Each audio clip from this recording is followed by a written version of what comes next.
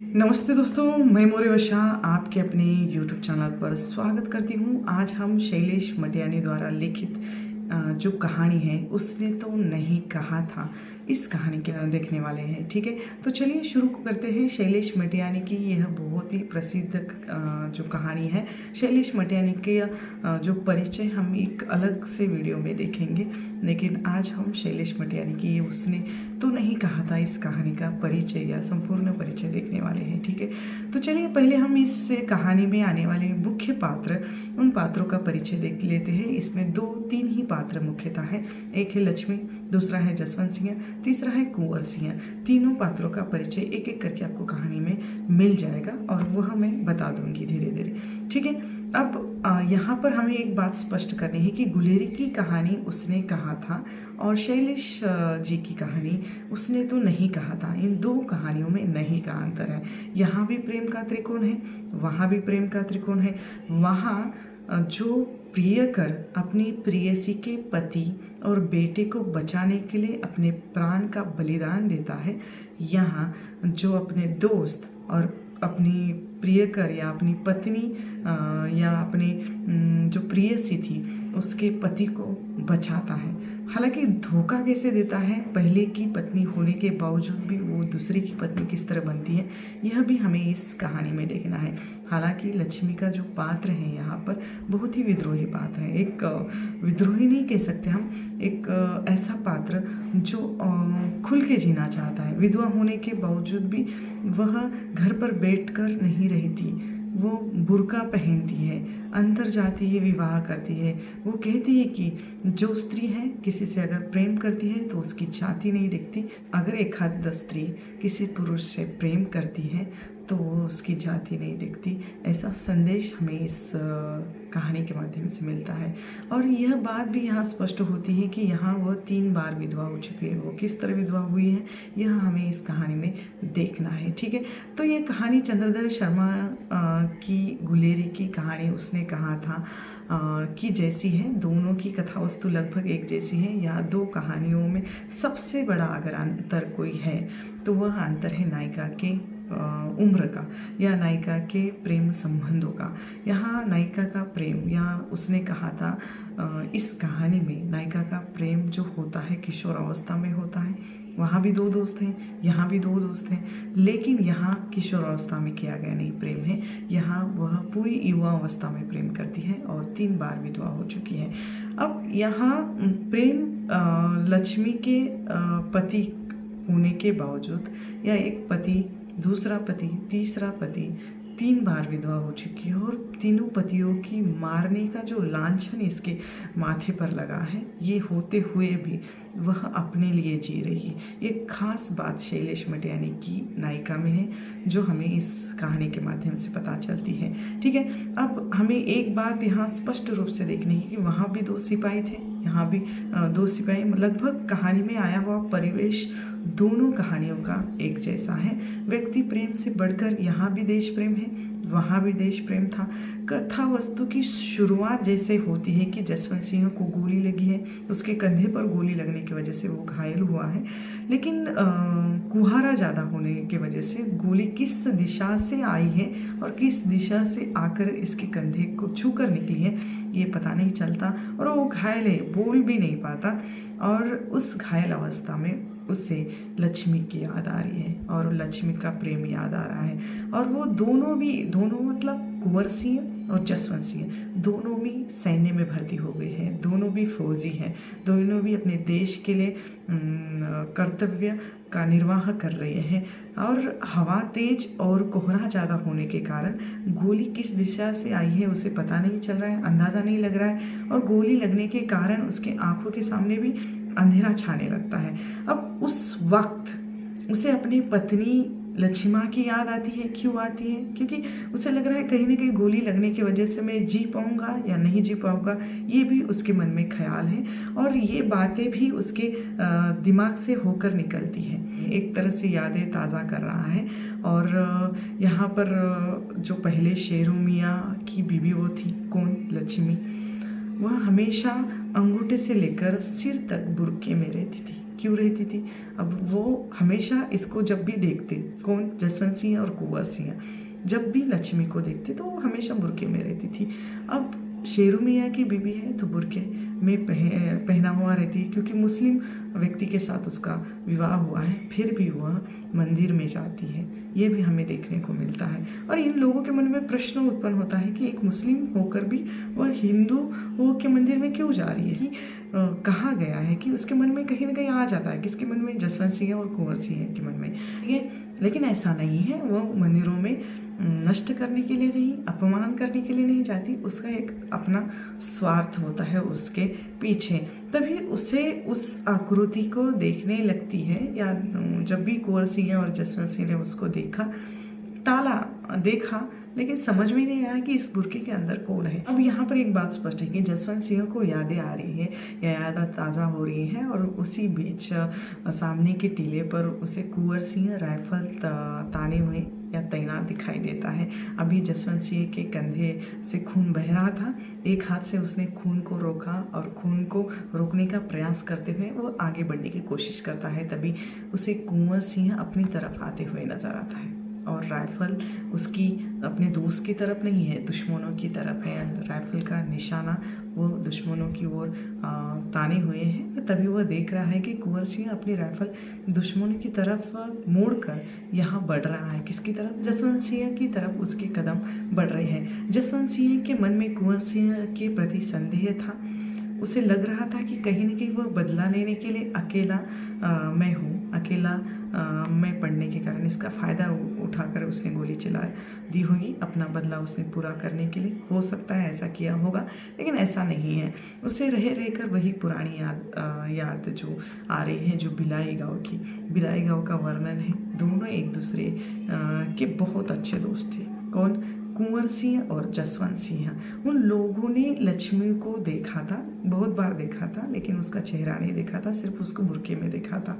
जब कभी रुकने का वह नाम नहीं लेती थी, हमेशा जाने के लिए तैयार रहती थी। ये लोग उसे रोज़ देखते हैं, लेकिन एक दिन सिलंग टोला के पास चामुंडा देवी का जो मंदिर है, मंदिर से निकलकर पास की झाड़ी में उसने जो अपना बुर्का छिपाया था और वह पहनकर फिर लौटती है। इन लोगों के मन में ये प्रश्न उत्पन्न होता है कि धर्म को नष्ट करने के लिए ये लक्ष्मी अंदर गई है क्या? गई होगी, ऐसा इनको लगता है। तब ये लोग उसे रोक कर पूछते कि उसको बोलते कि तुम कौन हो, उसको पूछते हैं। जब उसका बुर्का जो है हटाया जाता है तो पहचान जाते हैं कि वह ठकुरानी है। खसम को टोकने के लिए वह ज़्यादा गांव में प्रचलित है। अर्थात इसका अर्थ ही होता है कि पति को मारने के लिए ज़्यादा प्रसिद्ध है अपने गांव में, क्योंकि वो 3 बार विधवा हो गई थी। इसके बारे में गांव में तरह तरह की अफवाहें फैली हुई है। इन दोनों ने जो सुन रखा था कि वो पतियों को मार सकती है या पत्नी होकर इसने 3 पतियों को मारा है, तो इस बात पर इनका विश्वास नहीं बैठता। क्यों विश्वास नहीं बैठता? क्योंकि इसकी उम्र बहुत कम है, दिखने में सुंदर है, कोमल है, और उम्र कम होने के कारण ये ऐसी मार सकती है किसी को। इनको विश्वास नहीं होता, ये कैसे अपने किसी की हत्याएं कर सकती है, और 3 हत्याएं। यह प्रश्न उनके मन में भी पैदा हो जाता है। ठीक है, एक बार तो वह 7 साल बरस की थी, तब उसकी शादी हुई थी और तभी वो विधवा हो चुकी थी, और टूटे हृदय को जोड़ना उसे आता नहीं है। और दूसरी बार वह 13 वर्ष की थी, तब विधवा हो चुकी थी। अब पहली बार जो 7 बरस की थी, बाद में 13 बरस की हुई, तब विधवा हुई। और तीसरी बात, इनको मिलने से पहले, मतलब कुंवर सिंह और जसवंत सिंह को मिलने से पहले ही 1 साल पहले वह विधवा हो चुकी थी, मतलब 22-23 की उम्र में वह विधवा हुई है। यहाँ लक्ष्मी का एक मुसलमान के साथ विवाह बताया गया है, शेरू मियाँ के साथ। वह यहाँ लेखक ने एक बात स्पष्ट रूप से कही है कि स्त्री सिर्फ शरण चाहती है, ना ही उसकी वो जाति देखती है, ना ही उसका वो धर्म देखती है। यह लक्ष्मी अपने बातों से कुंवर सिंह और जसवंत सिंह को कहती है। कुंवर सिंह के साथ साथ उसका मन जसवंत सिंह पर भी बस गया है। अर्थात यहाँ स्पष्ट करने जैसा है कि वो कुंवर सिंह को तो चाहती है, साथ में जसवंत सिंह को भी चाहती है, और उसने अपना घर भी बसा लिया है कुंवर सिंह के साथ। लोगों ने और शेरू मियाँ ने, जो उसका पहला पति था, लोगों ने और शेरमुआ ने उसको बहुत डांटा, बहुत फटकारा, धमकाया, लेकिन वह नहीं मानी। जसवंत सिंह ने उनकी मदद की थी कुंवर सिंह की और लक्ष्मी की शादी होने के लिए। अब एक दोस्त ने दूसरे दोस्त की शादी होने के लिए मदद तो की थी, किंतु 1 साल के लिए कुंवर सिंह किसी कामवश विदेश चले जाते हैं और काम के लिए गए तो लक्ष्मी ने जसवंत सिंह के साथ अपना संबंध बना लिया। यहाँ जसवंत सिंह के हाथों बिक गई ऐसा शब्द प्रयोग किया गया है। वह दोनों को अपना हृदय दे चुकी है, मतलब वो दोनों के साथ जीना चाहती है, दोनों के साथ प्रेम संबंध बनाना चाहती है। जब वह विदेश से वापस लौटा और लक्ष्मी का असली रूप उसके सामने आया और लक्ष्मी से वह बात करता है, लक्ष्मी उसे सब कुछ बता भी देती है कि वह दोनों के साथ रहना चाहती है, तब कुंवर सिंह को बहुत गुस्सा आता है और कुंवर सिंह को लगता है एक तो मेरे साथ रहो या उसके साथ रहो। वो उसके मुंह पर थूकता भी है और कहता है कि तो जसवंत सिंह के पास रह जा या मेरे पास। अगर तुम जसवंत सिंह के पास चली गई तो मैं आत्महत्या कर लूँगा, अगर तुम मेरे साथ रह गई तो मैं उसको मार दूंगा, जसवंत सिंह को, ऐसा वह कहता है। वह लक्ष्मी अपने हृदय की पीड़ा कुंवर सिंह को बताना चाहती है, कोई उसको समझता नहीं। यहाँ स्त्री का कैसा एक अलग रूप है, यहाँ पारंपरिक है ही नहीं वो। देखो हमारे समाज में विधवा की जो स्थिति है बहुत ही दयनीय है। एक बार अगर वह विधवा होगी तो वो दूसरी बार शादी नहीं कर सकती, तीसरी बार तो दूर की बात है, और चौथी बार यहाँ 3-3, 4-4 बार वह प्रेम संबंध बनाती है, शादी करती है। 3 बार विधवा हो चुकी है और चौथी बार कुंवर सिंह के साथ शादी होकर भी वह 5वीं बार फिर जसवंत सिंह के साथ रहना चाहती है और कुंवर सिंह से अलग हो जाती है। ठीक है, अब इस वजह से क्या होता है, कुंवर सिंह और जसवंत सिंह की दोस्ती में दरार आ जाती है और दोनों की दोस्ती टूट जाती है एक तरह से। और एक उसके माथे पर जो कलंक लगा है लक्ष्मी की, वो पतियों को मारने के लिए ज़्यादा प्रसिद्ध है या प्रचलित है। वह उसे धो तो नहीं सकती लेकिन जी तो सकती है और वही जीने के लिए वो प्रयास करती है। कुंवर सिंह के साथ उसका रिश्ता टूट जाता है। जसवंत सिंह पलटन में भर्ती हो जाता है, उसके बाद कुंवर सिंह भी भर्ती हो जाता है। तब उसने लक्ष्मी को बहुत समझाया था कि औरत कोई बटने की चीज़ नहीं है, वो दोनों में नहीं बट सकती, किसी एक के साथ उसको रहना ही पड़ेगा। और कि कुंवर सिंह भी जब भर्ती हो जाता है तब जसवंत सिंह भी उसका जब भी आमना सामना होता है दोनों बातें नहीं करती। कुंवर सिंह की आंखों में वह प्रतिहिंसा की आंख भड़कती है।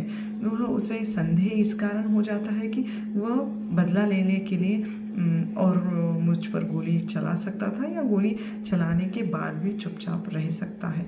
तो ये एक संदेह उसके मन में रह जाता है और कुंवर सिंह ने उसे गोली मार दी है ऐसा लगता है, लेकिन किंतु ऐसा नहीं, क्योंकि गोली दुश्मनों की ओर से लगी है और जसवंत सिंह कुंवर सिंह के 4 पाई पर 2 रातें 2 दिन तक रहता है पड़ा। अपने मन का जो मलाल है अपने दोस्त के सामने निकालता है और सामने जाहिर करता है।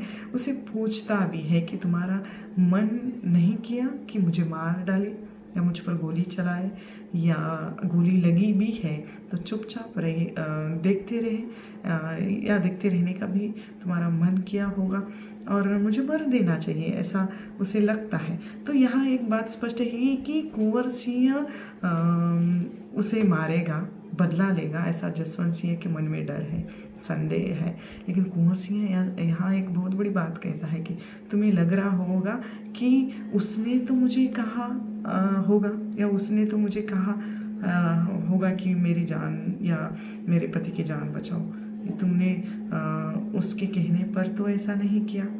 एक संदेह पति के मन में हुआ है और ऐसा कुंवर सिंह जसवंत सिंह को समझाता है कि मुझे उसने नहीं कहा था, मुझे उसने नहीं कहा था और ना ही मैंने उसके कहने पर ये किया है। एक दोस्त होकर, दोस्त से भी बढ़कर यहाँ देश प्रेम है और विदेश जाने पर तुमने एक दोस्त होकर भी मुझे धोखा दिया। मैं तुम्हारी हत्या नहीं करना चाहता था, लेकिन दुश्मनों के हाथों से तुझे मरते देखकर तटस्थ तो रह सकता था, देख के अनदेखा तो कर सकता था, लेकिन मैंने यह भी नहीं किया क्योंकि कुंवर सिंह की आत्मा ने उसे ऐसा करने से मना कर दिया था, क्योंकि वे दोनों भी सिपाही हैं। दोस्ती से बढ़कर यहाँ व्यक्ति प्रेम से बढ़कर देश प्रेम दिखा है कि दोनों का एक मुख्य कर्तव्य है कि उन दोनों एक दूसरे की रक्षा करें। रक्षा अपनी ही नहीं, अपनी धरती माँ की भी रक्षा करें, और दोनों अपना अपना कर्तव्य का बोझ उठाना चाहते हैं और अपने कर्तव्य का निर्वाह करना चाहते हैं। इसीलिए कुंवर सिंह ने जसवंत सिंह को मरने नहीं दिया, बल्कि उसे उसकी जान बचाई। यहाँ लेखक ने, जैसे मैंने कहा कि व्यक्ति प्रेम से बढ़कर देश प्रेम को दिखाया गया है कि अंत में ऐसा है कि दोस्तों का मिलाप हो जाता है। सच्ची दोस्ती कहाँ पर है, यहाँ देखने को मिलती है। और यहाँ इस कहानी, यहाँ देश प्रेम की भावना तो है ही, व्यक्ति प्रेम का भी चित्रण है, और दोस्त की डोर विश्वास पर टिकी रहती है, ये सबसे बड़ी बात है। और स्त्री की विवशता भरी जिंदगी, यहाँ स्त्री का एक अलग रूप आता है। समाज में ऐसे कितने भी उदाहरण मिल सकते हैं हमें, क्योंकि स्त्री एक अलग रूप से निखरती है। विधवा होने के बावजूद भी वो चुप नहीं है, वो जी रही है, अपने लिए जी रही है। और वह एक बड़ी बात यहाँ शैलेश मटियानी की कहानी में आई हुई है कि वह एक साथ दो पुरुषों के साथ रहना चाहती है। उसकी अपनी मर्जी है, उसकी अपनी इच्छा है, और वह यहाँ एक आधुनिक चरित्र के रूप में, आधुनिक नायिका के रूप में, आधुनिक स्त्री के रूप में चित्रित हुई है शैलेश मटियानी की यह नायिका। ठीक है, तो यह कहानी आप लोगों को कैसे लगी मुझे कमेंट करके ज़रूर बताइएगा। तब तक के लिए हम यहाँ पर रुकेंगे, जल्द मिलेंगे एक नए वीडियो में एक नए विषय के साथ। तब तक के लिए धन्यवाद।